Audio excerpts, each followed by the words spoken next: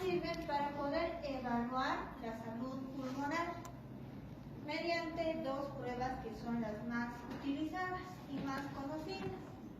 Entonces, vamos a evaluar la salud pulmonar con los componentes de la mecánica respiratoria mediante la espirometría. Existen dos tipos de espirometría: la espirometría normal y la espirometría forzada, donde ya vamos a hacer distintos circuitos y vamos a verlo bien más adelante. Y tenemos una prueba para poder analizar el intercambio de gases. No permito que me graben, por favor. Pueden tomar apuntes. ¿Ya? El intercambio de gases.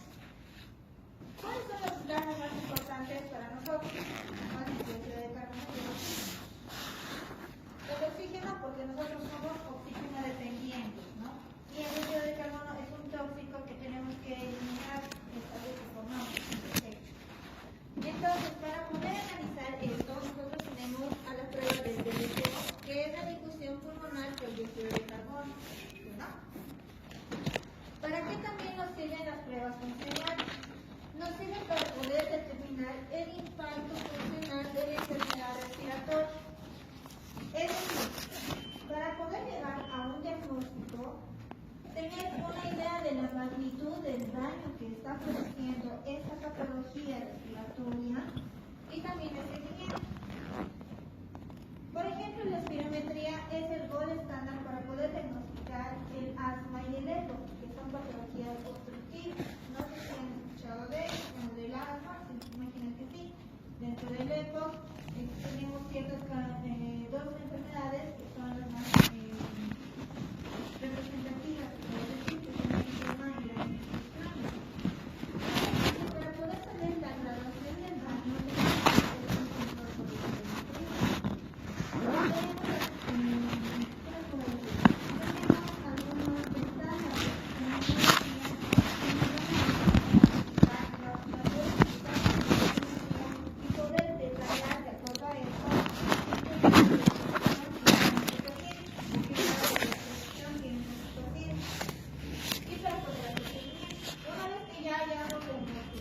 sepamos la gravedad, debemos iniciar el tratamiento a nuestro paciente, tal vez con una crisis asmática, tenemos que hacerle el control periódico.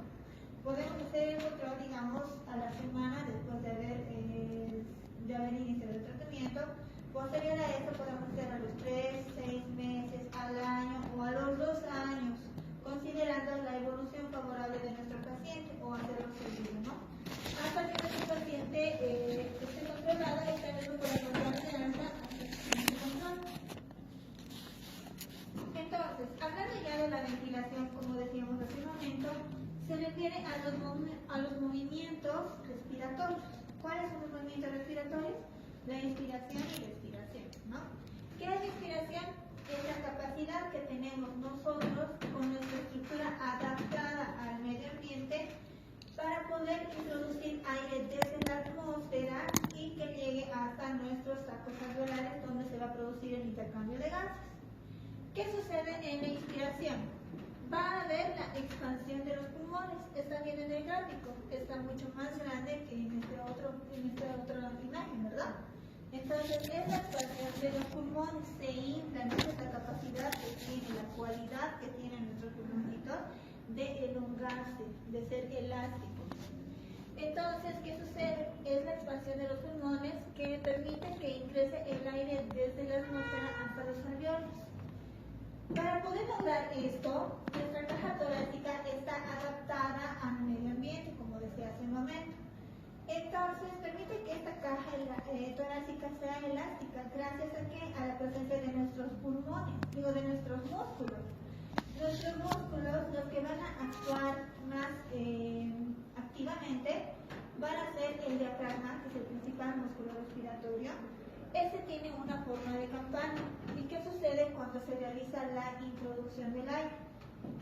Este diafragma se va a contraer, por lo tanto va a descender 1.5 centímetros aproximadamente y va a permitir que los músculos intercostales externos, que también participan en la inspiración, que también son los músculos principales de la inspiración, puedan permitir llevar la caja hacia arriba y hacia adelante. Como inspiramos. A ver, ustedes inspiren,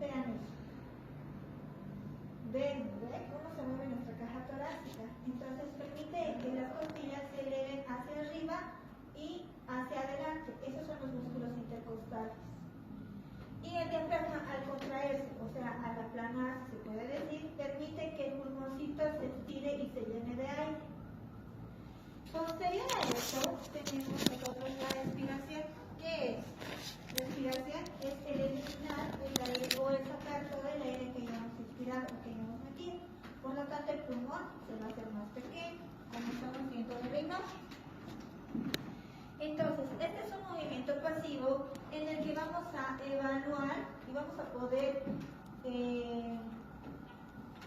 identificar o evidenciar la capacidad que tiene nuestro pulmón de volver a la normalidad después de haberse estirado. Esa capacidad elástica que le da la cualidad, ¿no? Entonces, aquí qué músculos funcionan?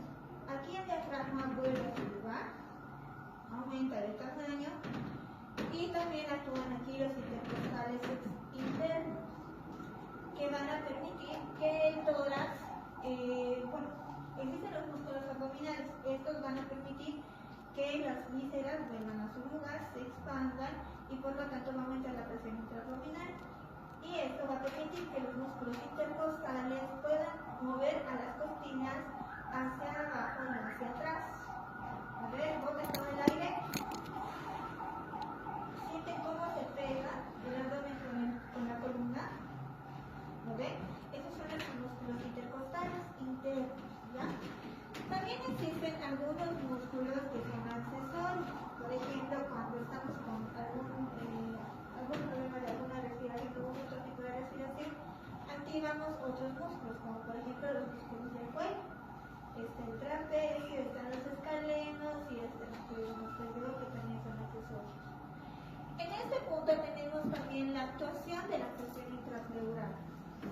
La presión intrapleural es negativa en una expiración pasiva y cuando es positiva, cuando la expiración es activa, ¿ya? Porque nosotros hace un momento he botado el aire, ha sido algo voluntario, ¿no? Entonces esa es cuando ya existe la presión intrapleural es positiva. En este momento en el que realizamos la inspiración y la expiración, si nos damos cuenta, es en cuestión de segundos, ¿verdad? Entonces, en esta cuestión de segundos va a producirse dentro de nuestros alvéolos el intercambio de gases. Entonces, depende mucho este intercambio de gases del tipo de movimiento ventilatorio. Si yo voy a tener una respiración superficial, probablemente no va a llegar el oxígeno de forma adecuada hasta los alvéolos y mi sangre va a ser desoxigenada, ¿ya? Y de las fuerzas elásticas pulmonares, si hay alguna alteración, puede ser algún problema neurológico, por ejemplo alguna distrofia muscular o algo que prohíba o que limite que mi pulmón vuelva a su normalidad, tampoco va a realizarse de forma adecuada la disminución de los gases, por lo tanto no va a haber ese intercambio, ¿no?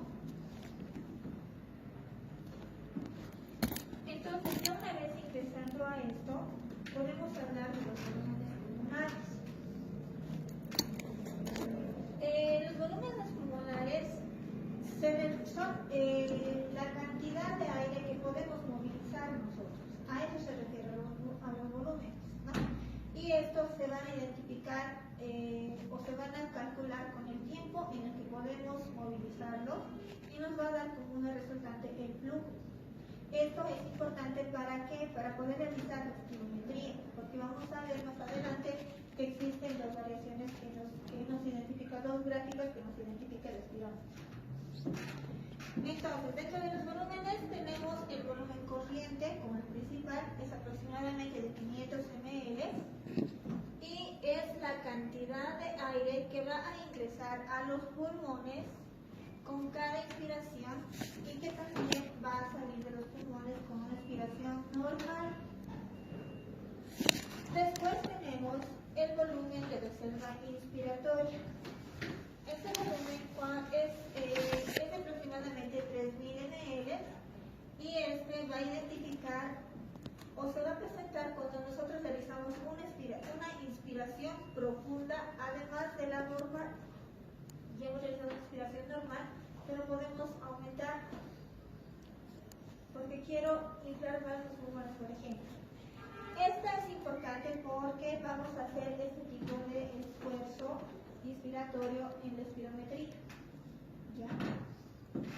Después tenemos el volumen de reserva expiratoria, que es aproximadamente de 1100 ml. Este volumen de reserva respiratoria se refiere a la expiración forzada que yo puedo realizar después de haber realizado una expiración pasiva o normal.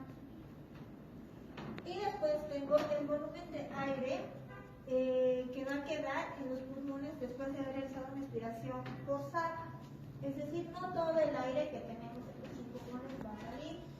Ese es nuestro volumen residual, que es de aproximadamente 1200 ml. Estos son los principales volúmenes que tenemos que calcular y que se han identificado mediante los estudios que han hecho varios médicos. Ahora, han visto de que todos estos volúmenes daban ciertas capacidades, o podían identificar las capacidades. ¿Y qué son las capacidades? No son más que la relación que tienen ciertos volúmenes y el final es la capacidad vital. Ahora lo vamos a ver. Entonces tenemos a la capacidad inspiratoria. La capacidad inspiratoria es la cantidad de aire que una persona puede inspirar comenzando en el nivel respiratorio normal, y esto va a provocar la distensión máxima de los pulmones. ¿Ya? Entonces, ¿qué es la capacidad inspiratoria? He dicho que las capacidades no son más que la suma de los volúmenes. ¿Ya? Entonces, si estamos hablando de inspiratoria, ¿qué volumen es el importante? El volumen de reserva inspiratoria, ¿no? ¿Y cuál más? El volumen corriente. Porque estamos diciendo que es la capacidad de inspirar de una persona, la cantidad que puede inspirar después de haber realizado una inspiración normal. El volumen corriente, ¿qué era? Lo normal, ¿no? Expiración e inspiración normal, la cantidad normal que se puede meter. Vamos a hablar después de la capacidad residual funcional. La capacidad residual funcional es el aire que va a quedar en los pulmones después de haber realizado una inspiración normal. Este volumen pulmonar es el que va a provocar la retracción de los pulmones y va a tener una tendencia opuesta a la caja torácica. Corresponde a que el aparato respiratorio esté en reposo. Por lo tanto, ¿cuáles son los volúmenes que me van a servir? El volumen de reserva respiratoria más el volumen residual. ¿Cuánto era el volumen residual y cuánto era el volumen de reserva respiratoria? Hagamos así. Volumen de reserva respiratoria 3000, volumen residual 1200, total 4200.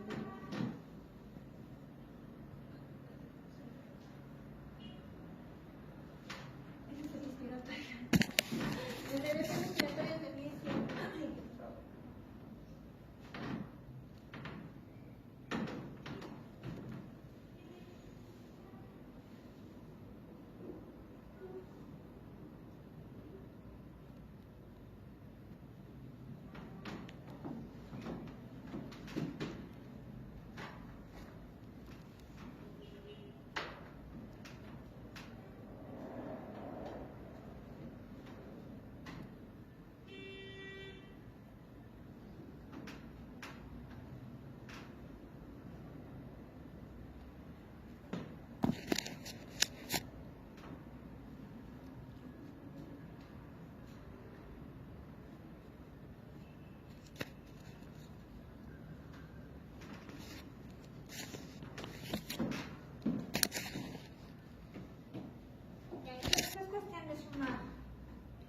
Volumen de reserva respiratoria es 1100, más el volumen residual es 2300.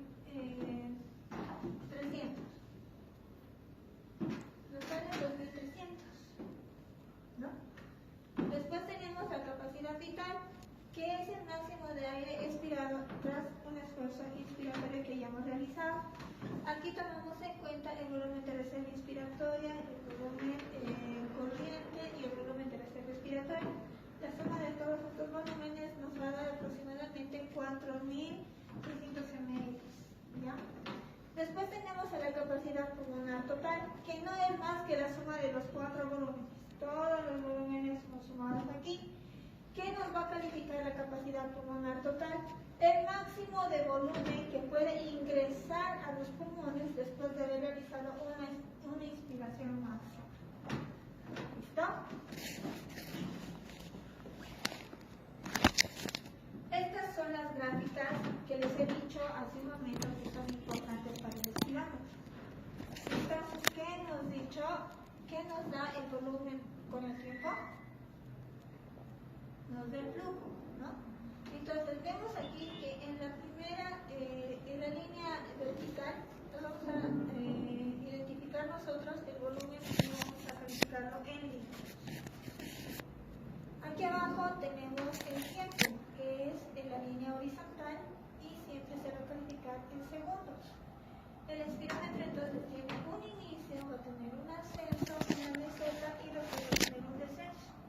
En esta curva, o en esta curva que se va a identificar aquí, vamos a tener que medir aquí, por ejemplo, el volumen respiratorio forzado en el primer segundo, que es lo que nosotros vamos a pedirle al paciente.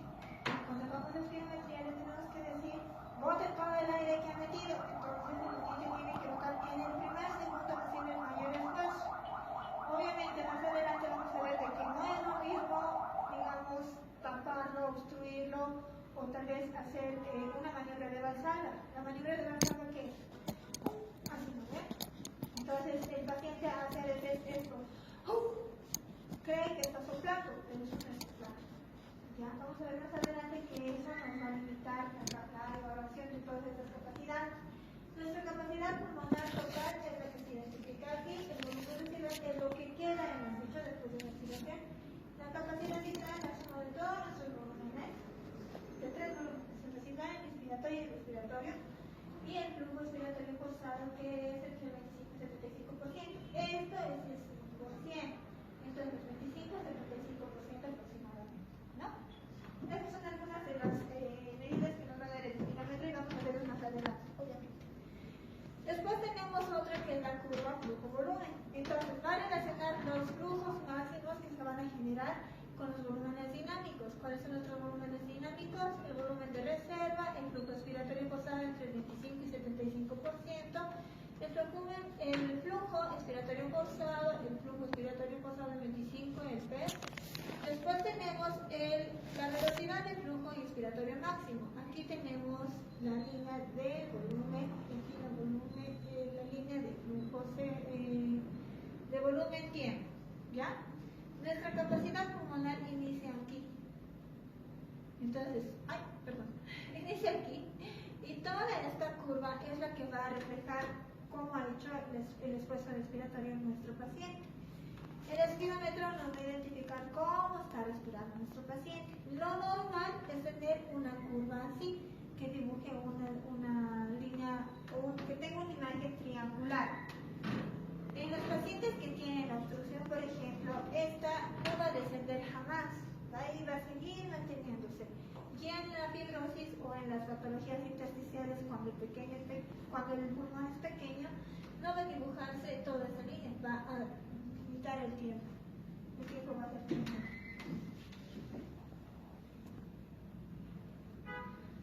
Para repasar un poquitito más, aquí tenemos esto. Entonces, para que se puedan ubicar ustedes en sus exámenes, etcétera, van a poder identificar aquí cuáles son las sumas. Aquí en este extremo tenemos todos nuestros volúmenes, ¿ya? Entonces, ¿qué hemos dicho que son las capacidades? La suma de nuestros volúmenes, ¿no? Y aquí tenemos nuestra capacidad respiratoria, que va a marcar a nuestro volumen de reserva respiratoria y al volumen corriente, ¿no? Está aquí. Después tenemos la capacidad residual funcional, que va a sumar el volumen de reserva respiratoria y el volumen residual. Nuestra capacidad vital va a dar tres volúmenes, ¿no? Volumen de reserva inspiratoria, de reserva respiratoria y el volumen corriente. Y la capacidad pulmonar, que es la suma de todos estos volúmenes. ¿Están viendo? Es más fácil, más didáctico para que no quede en la memoria.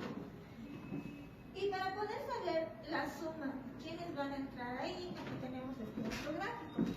Entonces tenemos los volúmenes y las capacidades pulmonares. Volumen de reserva inspiratoria más el volumen viral es la capacidad inspiratoria, en total nos da 3.500. Volumen de reserva inspiratoria más volumen viral más volumen de reserva respiratoria, la capacidad vital de 4.600. El volumen de reserva respiratoria más el volumen de residual nos va a dar el total de 2.300 y esta es nuestra capacidad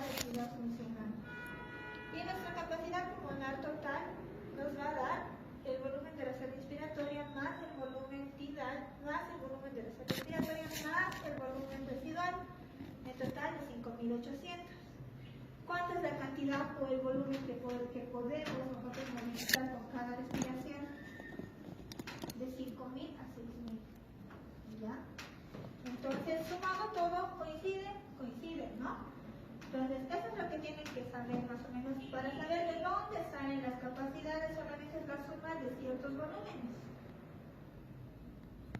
¿Has sacado todos? Ya. Entonces, ahora vamos a ingresar a la espirometría. En relación a la espirometría tenemos que hablar primero de sus inicios. La espirometría es una prueba funcional. Primero tuvo la repercusión o la curiosidad un médico, el médico Galeno, el Claudio Galeno, que en el año 200 después de Cristo tuvo la curiosidad por saber cómo funcionaba el pulmón. Él era el médico de los gladiadores, ¿ya?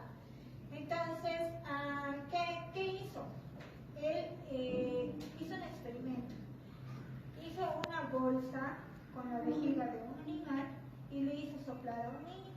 Entonces ahí vio que habían algunas alteraciones, algunos cambios con la respiración, etc. Pero se quedó en eso, como no tenía más apoyo, se puede decir, lo ha dejado ahí. Y existían otros médicos que tenían la misma curiosidad, como Antonician, etc., pero que no llegaron a algún resultado muy concluyente.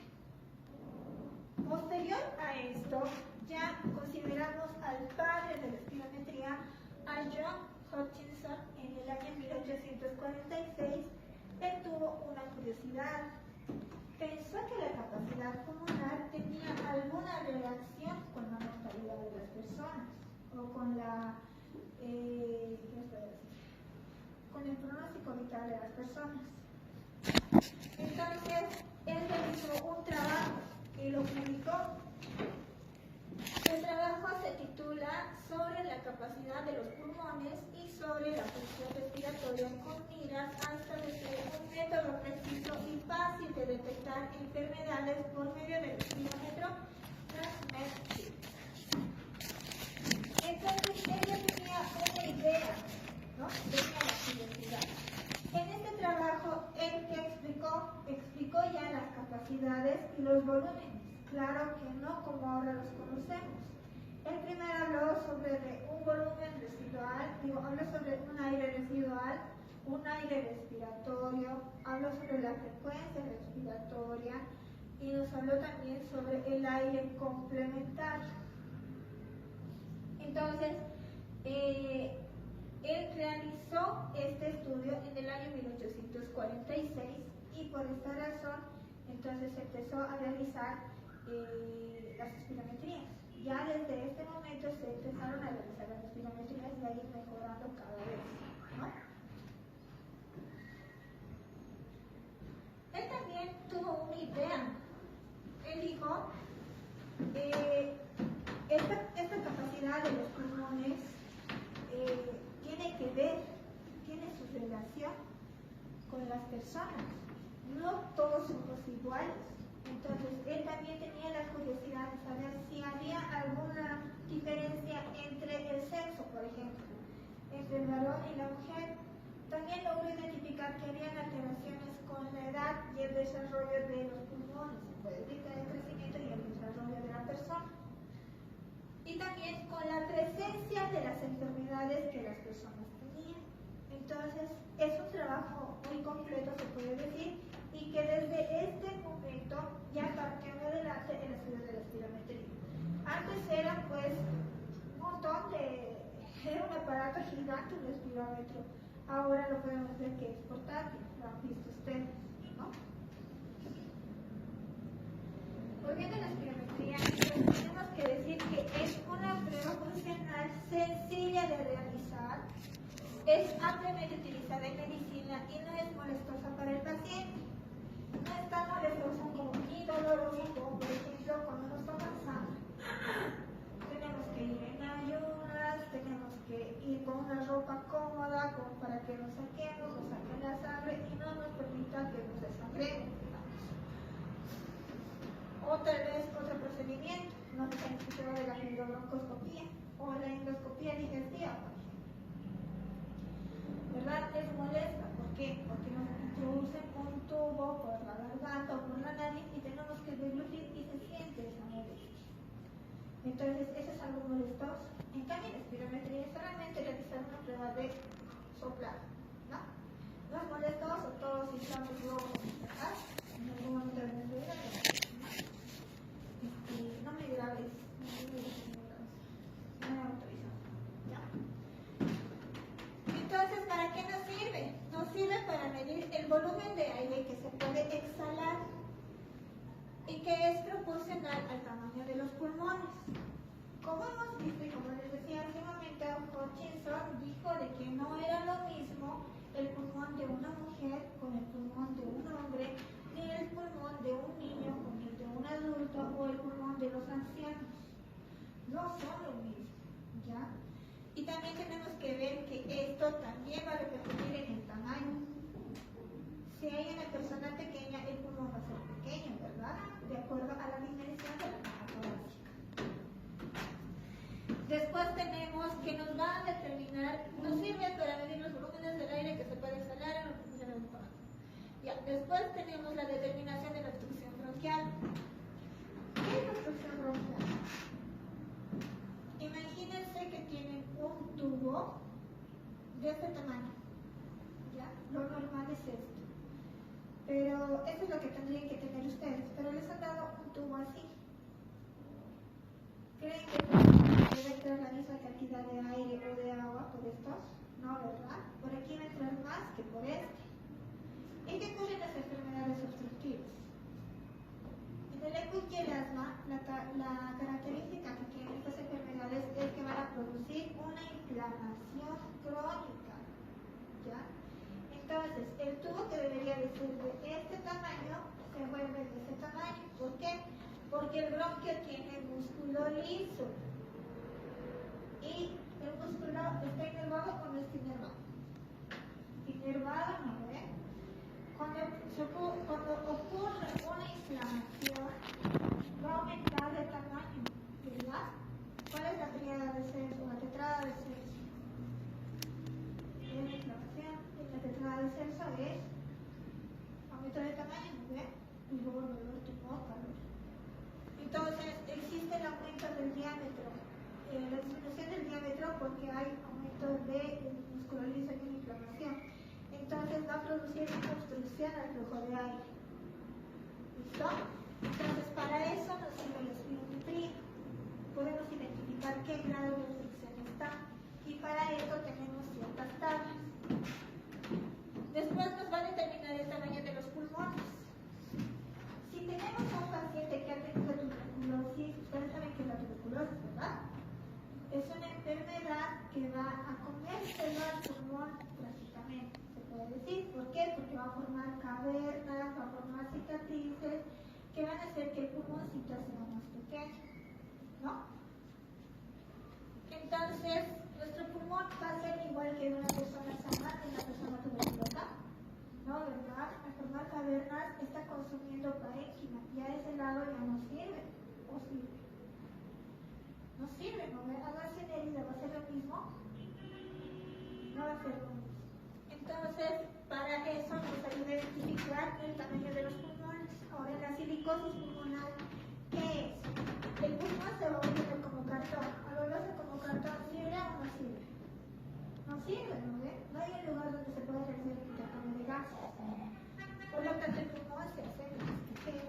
Y esto nos va a identificar las patologías restrictivas. Pero para poder yo realizar el estudio de espirometría, tengo que estar de acuerdo a normas. No voy a hacer yo a mi criterio, ¿verdad? Entonces, como en todas las cosas de medicina, tenemos que tener consensos. El primer consenso lo llevaron a cabo en el año 1978 la Asociación Centores, ¿ya? Que es una de las principales entidades que autoriza realizar estos estudios y que se encarga de estudiar y de evaluar y controlando todo lo que tiene que ver con la patología respiratoria y torácica, ¿listo? Incluso cardíaca. Entonces, con todo lo que está en nuestro tórax, por decir.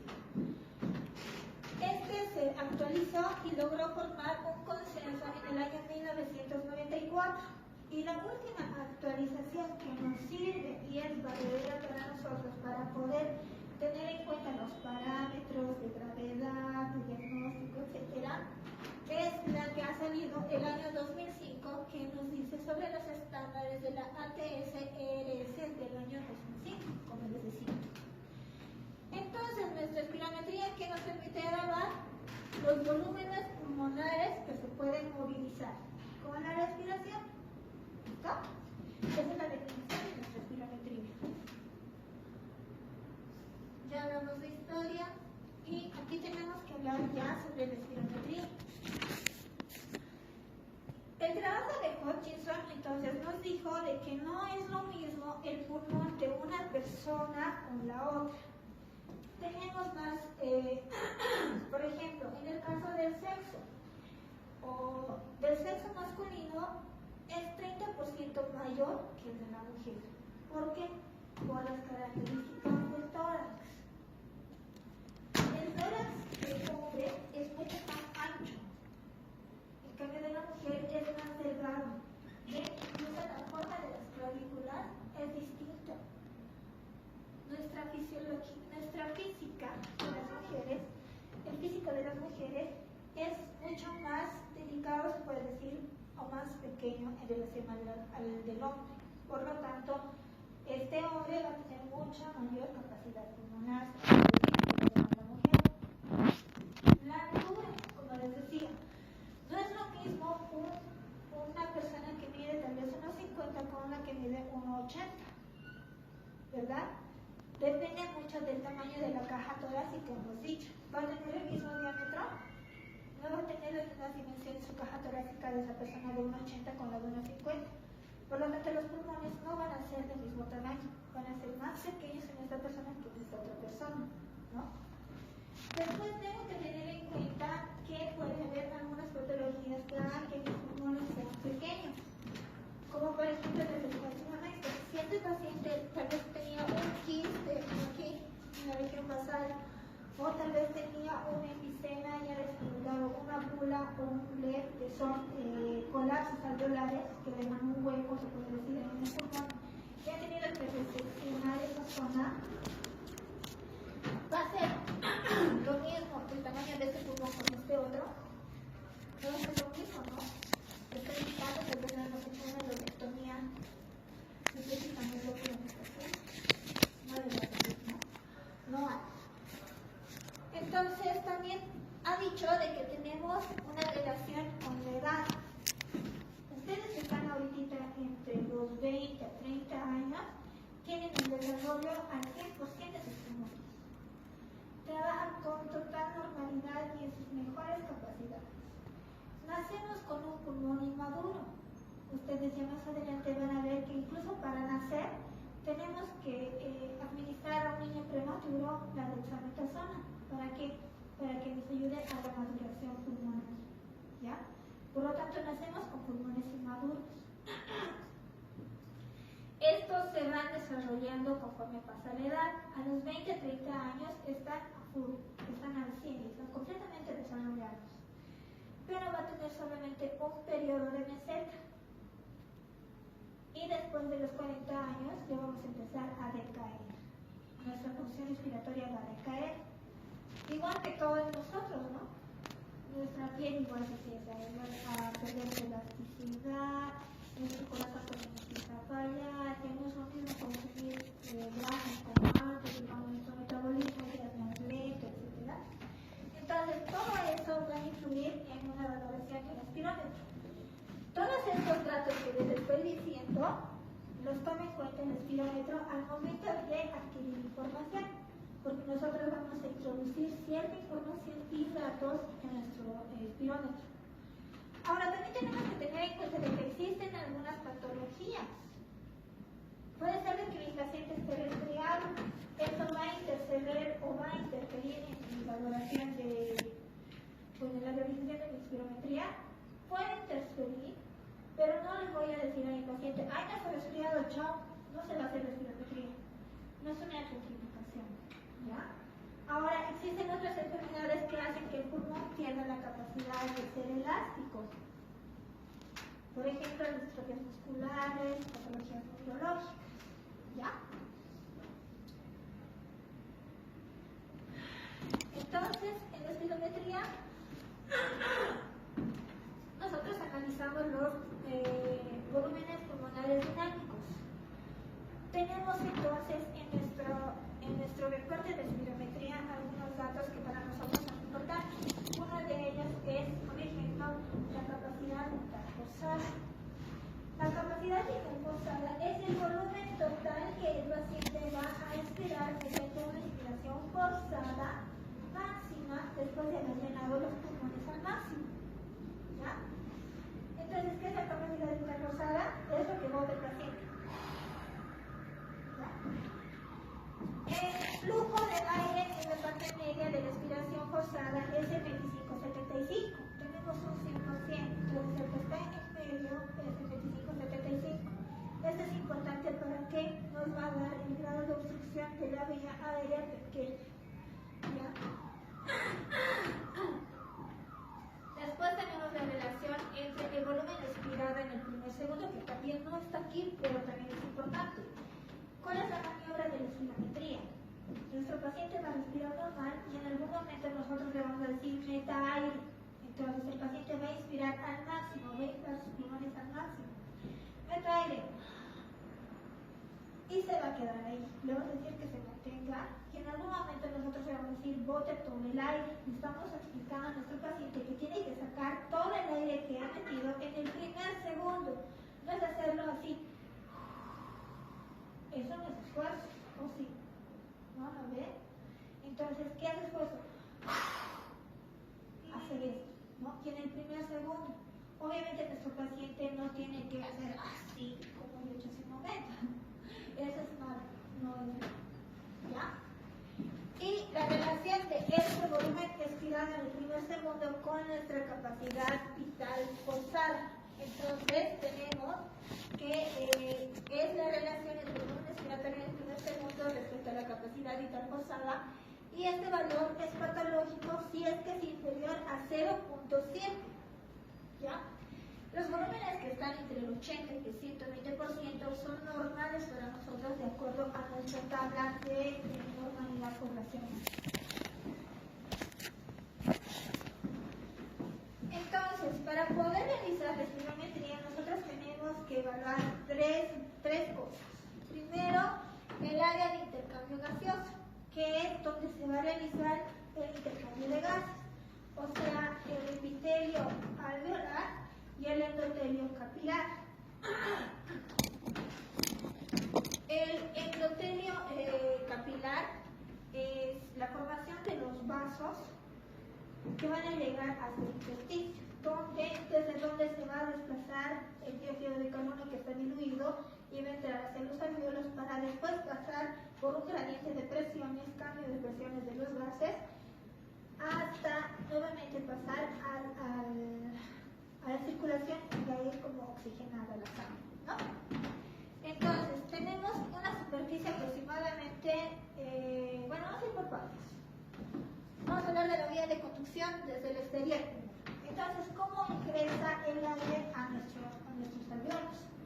Primero tenemos la importancia de la vía aérea superior, que está formada por la nariz, la laringe, o la faringe y la laringe. ¿Cuál es la capacidad de nuestra nariz? ¿Cuál es la función? La función principal que tiene nuestra nariz es de humidificar, filtrar y calentar el aire. El aire frío nos hace toser, como por ejemplo cuando se destroza.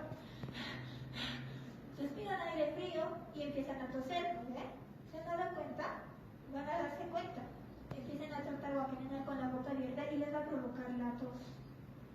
Entonces, esa es la función de las fosas nasales. Tienen una capa, su mucosa permite que atrapemos incluso algunas partículas. Esa es la capacidad de filtrar. De menores a 10 micras pueden ser producidas aquí con nuestras fosas nasales mediante las fibrias y con el estornudo o la tos vamos a eliminarlas. ¿Está?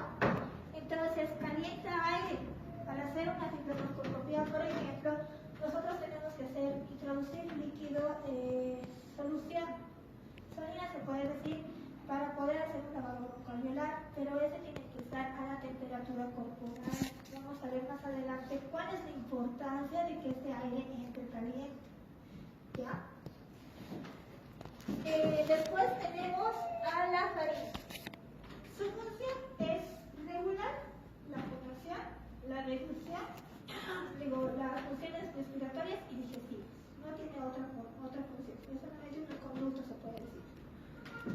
Y por último tenemos a nuestra laringe, que tiene el cartílago más importante. ¿Cuál es el cartílago más importante? Vamos a ver. La glotis. ¿Qué hace la glotis? Cuando tenemos que deglutir, se abre. Imagínense que aquí están dos tubos, uno y otro. Y aquí en el medio está la glotis. Entonces, ¿qué hace? Este es el tubo digestivo y este es el tubo respiratorio. La laringe y el esófago. Entonces, ¿qué hace? Cuando tenemos que deglutir, cierra la laringe y permite que este otro tubo esté abierto.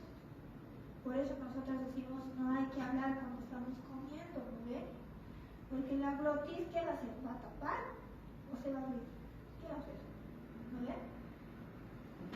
Entonces, esa es la función principal. La glotis es el principal cartílago. Después tenemos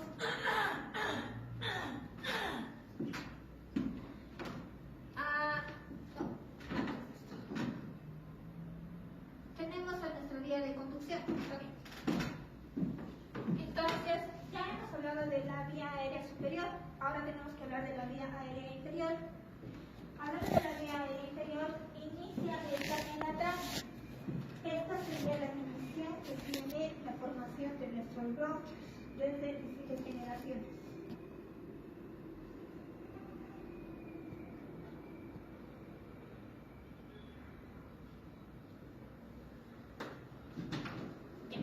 Entonces tenemos nuestra generación C, que es la tráquea. ¿La tráquea qué es?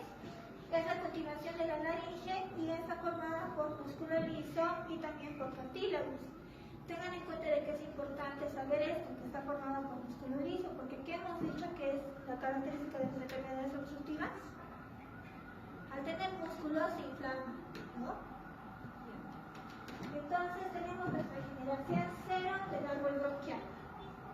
Después vamos a tener nuestra generación 1. Nuestra tráquea se va a dividir a nivel de la carina en dos estructuras, en los dos principales bronquios.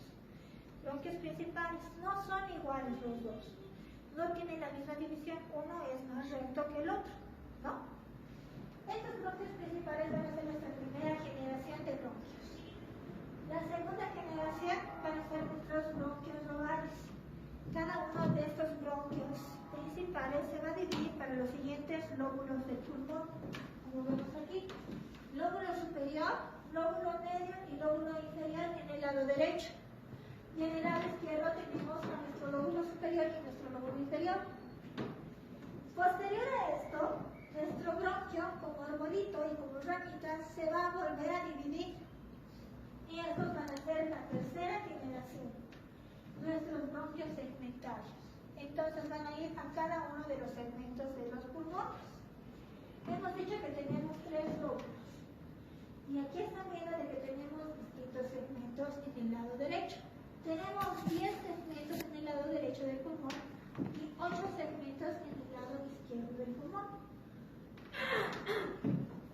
Y así constantemente se van a ir dividiendo los bronquios hasta llegar a los bronquios terminales que están en la generación número 16. 17 a 18 aproximadamente llegan a los bronquiolos respiratorios. Estos van a terminar en los conductos alveolares. Aquí ya va a empezar la zona del intercambio gaseoso. ¿Listo? Entonces, los conductos alveolares van a estar entre la generación 20 a 22 y los arcos alveolares donde realizamos el intercambio de gases es la generación 20 a 24. Esta cantidad de arcos alveolares llega a ser aproximadamente entre 300 a 600 millones de unidades de alveolos. ¿Se dan cuenta de que el intersticio renal es el más grande, mucho más que la piel? ¿No?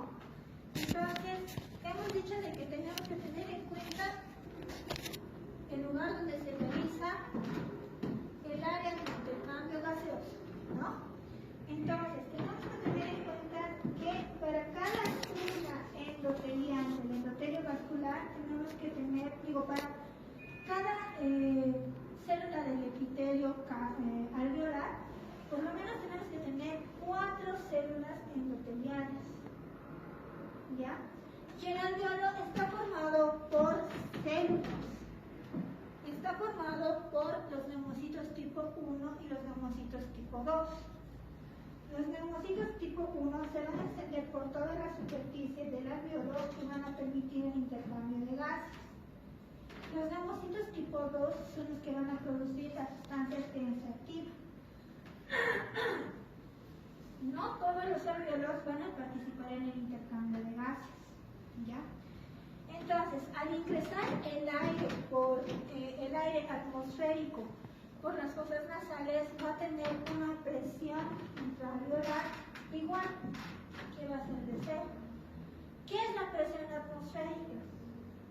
¿Saben? ¿Han hablado con el doctor eso? Ya. La presión atmosférica es igual que la presión barométrica. Es la presión que ejerce el aire para poder ingresar a los pulmones. Esto es aproximadamente 760 milímetros de mercurio a nivel del mar.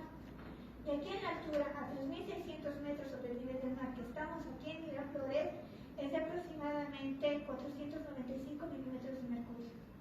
Esto es importante porque para hacer una espirometría nos piden estos valores. Nosotros vamos a tener la misma capacidad que una persona que vive, en Chile. Han visto que son mucho más altos, mucho más blancones, menos gorditos. En cambio aquí somos gorditos, somos pequeños, incluso somos más morenos, nuestra piel es más seca. Todo eso tiene que ver, en todo eso tiene que ver la altura, ¿ya? Entonces, cuando ingresa el aire por las fosas nasales tiene un tipo de presión. Y cada vez que va pasando por cada una de las divisiones que les he dicho, va pagando como pH el aire, ¿ya? Hasta llegar a una presión mínima, que es la presión intraalveolar, que vamos a ir viendo ya en la siguiente clase, la siguiente semana. Eso no les voy a confundir ahora.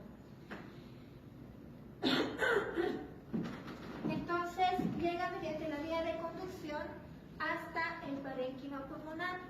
Va a atravesar el oxígeno hasta los arcos alveolares. Y ahí es donde se va a realizar el intercambio de gases.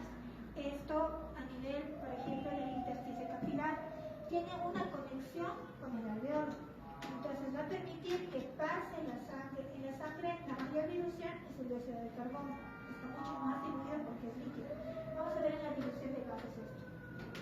Y el oxígeno es mucho más afín al estar en estado gaseoso, ¿ya? Entonces va a pasar y aquí tenemos que tener en cuenta nuestro sistema motor y los músculos respiratorios que nos van a permitir el mayor ingreso del oxígeno. Y también la salida del aire con inspiración y respiración. Entonces se realiza ahí el intercambio gaseoso y eso es lo que nos identifica los volúmenes y las capacidades.